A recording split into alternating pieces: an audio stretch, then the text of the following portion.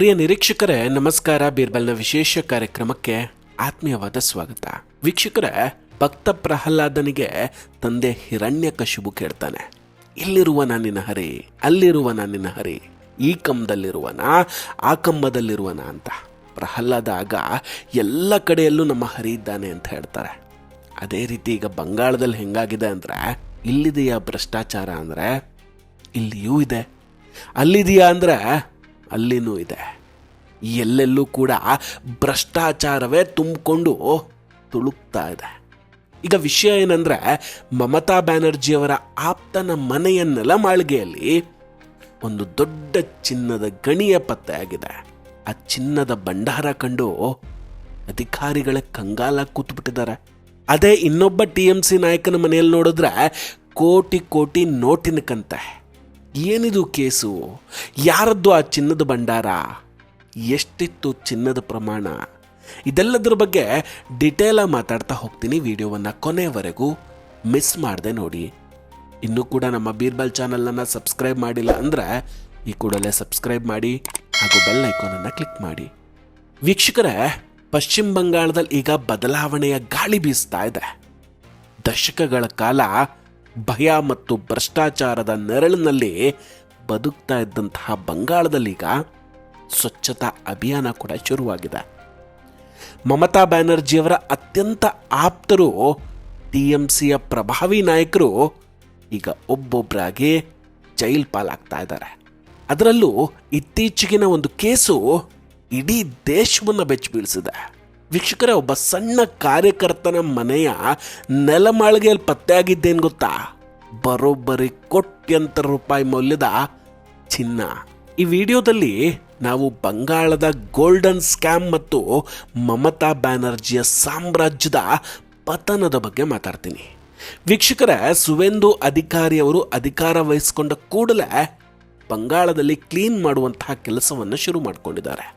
ಮಮತಾ ಬ್ಯಾನರ್ಜಿಯವರ ಅತ್ಯಂತ ಆಪ್ತ ನಾಯಕ ಶಮೀಮ್ ಅಹಮದ್ ಮನೆ ಮೇಲೆ ದಾಳಿ ನಡೆದಾಗ ಅಲ್ಲಿ ಕಂಡಂತಹ ದೃಶ್ಯಗಳು ತನಿಖಾಧಿಕಾರಿಗಳನ್ನ ದಂಗಾಗಿಸ್ಬಿಟ್ಟಿದೆ. ಯಾಕಂದ್ರೆ ಆತನ ಮನೆಯ ನೆಲಬಾಳಿಗೆಯಲ್ಲಿದ್ದು ಬರೀ ಚಿನ್ನವೇ. ನಾವು ಈ ಸದ್ದಾಂ ಹುಸೇನು ಅಥವಾ ಗಡಾಫಿಯಂತಹ ಸರ್ವಾಧಿಕಾರಿಗಳ ಪತನ ಆದಾಗ ಅವರ ಬೆಡ್ರೂಮ್ನಲ್ಲಿ ಚಿನ್ನ ಪತ್ತೆಯಾದ ಕಥೆಗಳನ್ನು ಕೇಳಿದ್ವಿ. ಈಗ ನೋಡಿದ್ರೆ ಬಂಗಾಳದಲ್ಲೂ ಅಂತಹದ್ದೇ ದೃಶ್ಯಗಳು ಮರುಕಳಿಸ್ತಾ ಇವೆ. ಒಂದು ಕಡೆ ನೋಡಿದ್ರೆ ಪ್ರಧಾನಮಂತ್ರಿ ನರೇಂದ್ರ ಮೋದಿ ಅವರು ದೇಶದ ಜನರಿಗೆ ಚಿನ್ನ ಖರೀದಿ ಮಾಡೋದನ್ನು ಕಡಿಮೆ ಮಾಡಿ ಅಂತಿದ್ದಾರೆ. ಆದರೆ ಇತ್ತ ಮಮತಾ ಬ್ಯಾನರ್ಜಿಯವರ ಬೆಂಬಲಿಗರ ಬಳಿ ಚಿನ್ನದ ಭಂಡಾರವೇ ಇದೆ. ಅಷ್ಟಕ್ಕೂ ಈ ಶಮೀಮ್ ಅಹಮದ್ ಒಬ್ಬ ಸಣ್ಣ ಸಾಮಾನ್ಯ ಕಾರ್ಯಕರ್ತನಂತೆ ಕಾಣ್ತಾ ಇದ್ರು. TMC ವ್ಯವಸ್ಥೆಯಲ್ಲಿ ಇವನ ಪಾತ್ರ ಬಹಳ ದೊಡ್ಡದಾಗಿತ್ತು. ಈತ ಹೌರಾದ ಶಿವಪುರದ ನಿವಾಸಿ. ಈ ಚುನಾವಣೆ ಸಮಯದಲ್ಲಿ ಮೋಟಾರ್ ಸೈಕಲ್ಗಳಲ್ಲಿ ಬಂದು ಪಶ್ಚಿಮ ಬಂಗಾಳದಲ್ಲಿ ಬಾಂಬ್ ಅನ್ನ ಎಸೆಯುವಂತಹ ಒಂದು ತಂಡ ಇದೆ. ಆ ತಂಡದ ನಾಯಕ ಆಯ್ತ. ಇಡೀ ಚುನಾವಣಾ ಪ್ರಕ್ರಿಯೆಯಲ್ಲಿ ಯಾರಿಗೆ, ಯಾವಾಗ, ಎಲ್ಲಿ ಎಸೆಯಬೇಕು ಅನ್ನೋ ಡ್ಯೂಟಿಯನ್ನು ಹಾಕೋದು ಈತನೇ. ಶಮೀಮ್ ಅಹಮದ್ ಕೇವಲ ಒಬ್ಬ ಗುಂಡ ಅಲ್ಲ ವೀಕ್ಷಕರೇ. ಆತ ಹೌರಾದಲ್ಲಿ ರಾಮನವಮಿ ಮೆರವಣಿಗೆಯ ಮೇಲೆ ನಡೆದಂತಹ ದಾಳಿಯ ಮಾಸ್ಟರ್ ಮೈಂಡ್ ಕೂಡ ಹೌದು. NIA ಈತನನ್ನ ಈ ಹಿಂದೆ ಬಂಧಿಸಿತ್ತಾದ್ರೂ ಕೂಡ ರಾಜ್ಯ ಸರ್ಕಾರದಿಂದ ಯಾವುದೇ ಸಹಕಾರ ಸಿಗದೆ ಸುಲಭವಾಗಿ ಬಿಡುಗಡೆ ಆಗ್ಬಿಟ್ಟಿದ್ದ. ಮಮತಾ ಬ್ಯಾನರ್ಜಿಯವರ ಸರ್ಕಾರದಲ್ಲಿ ಈತನಿಗೆ ಅಂತಹ ರಕ್ಷಣೆ ಕೂಡ ಇತ್ತು. ತಮಾಷೆ ಏನಂದ್ರೆ, ಶಮೀಮ್ ಅಹಮದ್ ಸುಮಾರು 700ರಿಂದ 800 ಜನರ ಒಂದು ವಿಶೇಷ ಬ್ರಿಗೇಡ್ ಅನ್ನು ಹೊಂದಿದ್ದ. ಈತ ಬಾಂಬ್ ಎಸೆಯೋದ್ರಲ್ಲಿ ಎಕ್ಸ್ಪರ್ಟ್ ಕೂಡ ಆಗಿದ್ದ. ಈ ಕಡೆ ಮೋದಿಜಿ ದೇಶದ ಅಭಿವೃದ್ಧಿಗೆ ಅಂತ ಸ್ಕಿಲ್ ಇಂಡಿಯಾ ಯೋಜನೆ ತಂದ್ರೆ, ಮಮತಾ ಬ್ಯಾನರ್ಜಿಯವರು ಬಾಂಬ್ ಎಸೆಯುವವರ ಸ್ಕಿಲ್ ಹೆಚ್ಚಿಸೋದಕ್ಕೆ ಈ ತರಹದ ಯೋಜನೆ ನಡೆಸ್ತಾ ಇದ್ರು. ಈ 800 ಜನರು ಎಷ್ಟು ಪರಿಣಿತರಾಗಿದ್ರು ಅಂದ್ರೆ, ಅವ್ರ ಕೈಯಲ್ಲಿ ಯಾವತ್ತೂ ಕೂಡ ಸಿಡಿತಾ ಇರಲಿಲ್ಲ. ಅಷ್ಟು ನೀಟಾಗಿ ಕರೆಕ್ಟಾಗಿ ಮನ ಎಸ್ದು ಬರ್ತಾ ಇದ್ರು.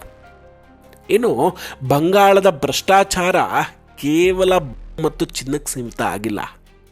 ಇಡೀ ಶಿಕ್ಷಣ ವ್ಯವಸ್ಥೆಯನ್ನೇ ಇವರು ಮಾರಾಟ ಮಾಡ್ಕೊಂಡ್ಬಿಟ್ಟಿದ್ದಾರೆ. ಸುಮಾರು 25,000 ಶಿಕ್ಷಕರ ನೇಮಕಾತಿಯಲ್ಲಿ ನಡೆದ ಹಗರಣದ ಬಗ್ಗೆ ಸುಪ್ರೀಂ ಕೋರ್ಟ್ ಕೊಟ್ಟ ಹೇಳಿಕೆ ಇತಿಹಾಸದಲ್ಲೇ ಫಸ್ಟ್ ಟೈಮು. ಸುಪ್ರೀಂ ಕೋರ್ಟ್ ಇದನ್ನ ಸಿಸ್ಟಮ್ಯಾಟಿಕ್ ಫ್ರಾಡ್ ಅಂತ ಕರೆಯುತ್ತೆ. ಅಂದರೆ ಸರ್ಕಾರವೇ ಒಂದು ವ್ಯವಸ್ಥಿತವಾದ ವಂಚನೆಯನ್ನು ನಡೆಸ್ತಾ ಇದೆ ಅನ್ನೋದು ಅರ್ಥ. TMC ನಾಯಕರು ಬಡವರಿಂದ ಲಕ್ಷಾಂತರ ರೂಪಾಯಿ ಹಣ ಪಡೆದು ತಮ್ಮ ಪಕ್ಷದ ಕಾರ್ಯಕರ್ತರಿಗೆ ಕೆಲಸ ಕೊಟ್ಟಿದ್ರು. ಅನುಬ್ರಹ್ಮ್ ಮಂಡಲ್ನಂತಹ ನಾಯಕರ ಮಗಳು ಮನೆಯಲ್ಲೇ ಕೂತ್ಕೊಂಡು ಸಂಬಳ ಪಡಿತಿದ್ಲು ಅನ್ನೋ ವರದಿಗಳು ಕೂಡ ಇದೆ. ಯಾವಾಗ ಹೈಕೋರ್ಟ್ ಮತ್ತು ಸುಪ್ರೀಂ ಕೋರ್ಟ್ ಈ ನೇಮಕಾತಿಗಳನ್ನು ರದ್ದು ಮಾಡ್ತೋ ಆ ಕೂಡಲೇ ಸಾವಿರಾರು ಜನರ ಭವಿಷ್ಯವೇ ನಾಶ ಆಗೋಯ್ತು. ಕತ್ತಲೆಗೆ ಬಂದುಬಿಟ್ರು. ಬಡವರು ತಮ್ಮ ಜೀವನದ ಉಳಿತಾಯವನ್ನೆಲ್ಲ ಈ ಕೆಲಸಕ್ಕಾಗಿ ಈ ಗೂಂಡಾಗಳಿಗೆ ಕೊಟ್ಟಿದ್ರು. ಈಗ ಅವ್ರಿಗೆ ಕೆಲಸವೂ ಇಲ್ಲ, ಹಣವೂ ಇಲ್ಲ. ಈಗ ಬಂಗಾಳದಲ್ಲಿ ಬದಲಾವಣೆ ಆರಂಭ ಆಗಿದೆ. ಸುವೇಂದು ಅಧಿಕಾರಿಯವರು ಅಸ್ಸಾಂ ಮಾಡೆಲನ್ನು ಜಾರಿಗೆ ತರ್ತಾ ಇದ್ದಾರೆ. ಅಂದರೆ ಅನಗತ್ಯವಾಗಿ ಮಾತಾಡದೆ ನುಸುಳುಕೋರನ್ನು ಗುರುತಿಸಿ ಅವರ ಡಿಟೆನ್ಷನ್ ಸೆಂಟರ್ಗಳಿಗೆ ಕಳಿಸೋದು ಮತ್ತು ಎಲ್ಲಿಂದ ಬಂದರೋ ಅಲ್ಲಿಗೆ ವಾಪಸ್ ಕಳಿಸೋದು. ಹಿಮಂತ್ ಬಿಶ್ವ ಶರ್ಮಾ ಅವರು ಅಸ್ಸಾಂನಲ್ಲಿ ಗೋಮಾಳಗಳನ್ನು ಅತಿಕ್ರಮಣದಿಂದ ಮುಕ್ತಗೊಳಿಸಿದಂತೆ ಸುವೇಂದು ಅಧಿಕಾರಿಯವರು ಕೂಡ ಬಂಗಾಳದಲ್ಲಿ ಭೂಮಾಫಿಯಾದ ವಿರುದ್ಧ ಸಮರ ಸಾರಿದ್ದಾರೆ. ಕೋಲ್ಕತ್ತಾದ ರೈಲ್ವೆ ಸ್ಟೇಷನ್ ಬಳಿ ಇದ್ದಂತಹ ರೋಹಿಂಗ್ಯಾ ಮತ್ತು ನುಸುಳುಕೋರರ ಅಕ್ರಮ ವಸತಿಗಳನ್ನು ಇವತ್ತು ಬುಲ್ಡೋಸರ್ ನೆಲಸಮ ಮಾಡ್ತಾ ಇದೆ. ಇಷ್ಟು ವರ್ಷಗಳ ಕಾಲ ಮಮತಾ ಬ್ಯಾನರ್ಜಿ ಇವರನ್ನೆಲ್ಲ ವೋಟ್ ಬ್ಯಾಂಕ್ ಆಗಿ ಬಳಸ್ಕೊಳ್ತಾ ಇದ್ರು. ಅಲ್ಲದೆ ಬಂಗಾಳದ ಟೊಪಾಸಿಯಾ ಮತ್ತು ತಿಲ್ಜಲಾದಂತಹ ಪ್ರದೇಶಗಳಲ್ಲಿ ನಡೀತಾ ಇದ್ದಂತಹ ದಂಧೆ ತುಂಬ ದೊಡ್ಡ ಮಟ್ಟದ್ದಾಗಿತ್ತು. ಇಲ್ಲಿ 100ಕ್ಕೆ 100ರಷ್ಟು ನುಸುಳುಕೋರರು ಅಕ್ರಮವಾಗಿ ನೆಲೆಸ್ಕೊಂಡಿದ್ರು. ಅಲ್ಲಿನ ಕೈಗಾರಿಕೆಗಳಿಗೆ ಉಚಿತ ವಿದ್ಯುತ್ ಮತ್ತು ನೀರು ಸಿಗ್ತಾ ಇತ್ತು. ಇವರೆಲ್ಲ ಮೀಟರ್ಗಳೇ ಇಲ್ಲದೆ ವಿದ್ಯುತ್ತನ್ನು ಕದೀತಾ ಇದ್ರು. ಇದರಿಂದ ಅವರ ಉತ್ಪಾದನಾ ವೆಚ್ಚ ಕಡಿಮೆ ಆಗ್ತಿತ್ತು. ಆದರೆ ಈ ಕಡೆ ಪ್ರಾಮಾಣಿಕವಾಗಿ ತೆರಿಗೆ ಕಟ್ಟಿ ಹಿಂದೂ ವ್ಯಾಪಾರಿಗಳು ಮತ್ತು ಮಾರ್ವಾಡಿಗಳು ದುಬಾರಿ ವಿದ್ಯುತ್ ಬಿಲ್ ಕಟ್ಟಿ ತತ್ತರಿಸಿ ಹೋಗ್ತಾ ಇದ್ರು. ಕ್ರಮವಾಗಿ ತಯಾರಾದಂತಹ ವಸ್ತುಗಳು ಮಾರುಕಟ್ಟೆಯಲ್ಲಿ ಕಡಿಮೆ ಬೆಲೆಗೆ ಸಿಗ್ತಾ ಇದ್ರೆ ಪಾಪ ಪ್ರಾಮಾಣಿಕವಾಗಿ ವ್ಯಾಪಾರ ಮಾಡ್ತಿದ್ದಂತಹ ವ್ಯಾಪಾರಿಗಳು ಬಂಗಾಳವನ್ನು ಬಿಟ್ಟು ಓಡೋಗ್ಬೇಕಾಯ್ತು. ಮಮತಾ ಸರ್ಕಾರ ಈ ರೀತಿ ಹಿಂದೂಗಳನ್ನು ಆರ್ಥಿಕವಾಗಿ ಕೂಡ ತುಂಬ ದಂಡಿಸ್ತಾ ಇತ್ತು. ಆದರೆ ಈಗ ಸುವೇಂದು ಅಧಿಕಾರಿಯವರ ಸರ್ಕಾರ ಅಂತಹ ಪ್ರದೇಶಗಳ ವಿದ್ಯುತ್ ಮತ್ತು ನೀರನ್ನೇ ಕಂಪ್ಲೀಟಾಗಿ ಕಡಿತ ಮಾಡಿದೆ. ವೀಕ್ಷಕರೇ, ಇವತ್ತು ಮಮತಾ ಬ್ಯಾನರ್ಜಿಯವರ ಪರಿಸ್ಥಿತಿ ಹೆಂಗಾಗಿದೆ ಅಂದರೆ ಸ್ವತಃ ಬಂಗಾಳದ ಜನರೇ ಅವರನ್ನು ಕಾಮಿಕ್ ಕ್ಯಾರೆಕ್ಟರ್ ಆಗಿ ನೋಡ್ತಾ ಇದ್ದಾರೆ. ಅವರೇ ವೇದಿಕೆಯಲ್ಲಿ ಹೇಳ್ತಾ ಇದ್ದಂತಹ ಕಂಬ ಕಂಬ ಡುಂಬಾ ಡುಂಬಾ ಅನ್ನೋ ವಿಚಿತ್ರ ಪದಗಳ ಮೇಲೆ ಈಗ ಕೋಲ್ಕತ್ತಾದ ಕ್ಲಬ್ಗಳಲ್ಲಿ ರಿಮಿಕ್ಸ್ ಹಾಡುಗಳು ಕೂಡ ಶುರುವಾಗ್ತಿದೆ. ಜನ ಅದಕ್ಕೆ ಕುಣಿತಾ ಇದ್ದಾರೆ. ಸೋತ ಒಬ್ಬ ಮುಖ್ಯಮಂತ್ರಿ ವಿರುದ್ಧ ಇಂತಹ ಆಕ್ರೋಶ ಮತ್ತು ವ್ಯಂಗ್ಯವನ್ನು ಹಿಂದ್ಯಾವತ್ತೂ ಕೂಡ ನೋಡಿರಲಿಲ್ಲ. ಮಮತಾ ಬ್ಯಾನರ್ಜಿಯವರು ನಂದಿಗ್ರಾಮವನ್ನು ಬಿಟ್ಟು ಭವಾನಿಪುರದಲ್ಲಿ ಉಳಿಯೋದಕ್ಕೀಗ ನಿರ್ಧಾರ ಮಾಡಿದ್ದಾರೆ. ಆದರೆ ಸುವೇಂದು ಅಧಿಕಾರಿಯವರು ಅವರ ಮನೆಯ ಮುಂದೆಯೇ ಜೈ ಶ್ರೀರಾಮ್ ಘೋಷಣೆಯೊಂದಿಗೆ ವಿಜಯೋತ್ಸವವನ್ನು ಆಚರಿಸ್ತಾ ಇದ್ದಾರೆ. ಭ್ರಷ್ಟಾಚಾರದ ಮೂಲಕ ಕೂಡಿಟ್ಟ ಚಿನ್ನದ ಲಂಕೆ ಈಗ ಸುಟ್ಟು ಹೋಗುವಂತಹ ಸಮಯ ಹತ್ತಿರ ಬಂದಿದೆ. ವೀಕ್ಷಕರೇ, ಬಂಗಾಳದ ಈ ಬದಲಾವಣೆ ಇಡೀ ದೇಶಕ್ಕೆ ಒಂದು ಸಂದೇಶ. ಭ್ರಷ್ಟಾಚಾರ ಮತ್ತು ತುಷ್ಟೀಕರಣದ ರಾಜಕಾರಣ ಎಷ್ಟು ದಿನ ನಡೆದರೂ ಕೊನೆಗೆ ಸತ್ಯವೇ ಗೆಲ್ಲಬೇಕು.